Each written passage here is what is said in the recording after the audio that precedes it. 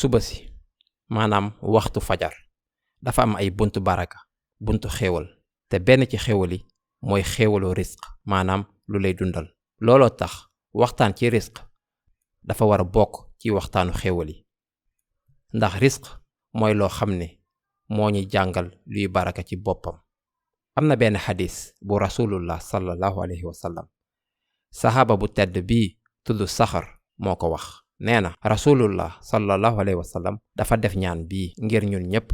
allahumma baarik li ummati fii bukuriha maanaam yàlla joxal sama umma seen xéewal ci waxtu fajar.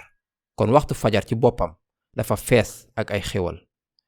kon saa su nu nekkee ci waxtu fajar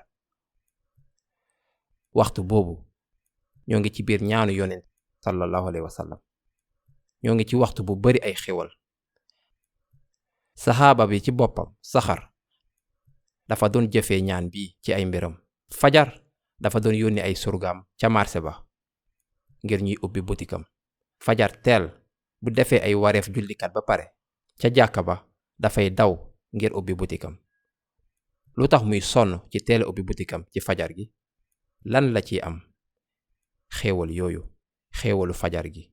te saxar wane na ko. dafa mujjee nekk waaju bari alal bari xaalis wala alal benn la ci waxtaanu xéewal.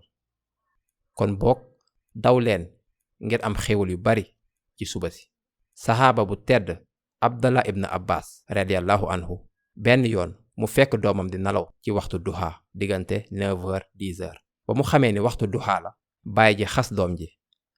abdallah ibn abbas digal doomam yaa ngi nelaw te yàlla ngi joxe ay xéewalam. kon boo leen nelawee waxtu duha di ngeen ñàkk seen risq. lu tax? ndax boo leen di nelaw waxtu boobu la yàlla di joxe xéewal yi. noonu la mbir yi di doxee. loolu moo doon digalu waaju am xam-xam macha allah. abdullah ibn abbas boroom xam-xam bu màgg ci saxaaba yi nee na xéewal yi ci fajar gi lañ leen di joxe ndax ñaanu rasulullah sallallahu alayhi wa sallam.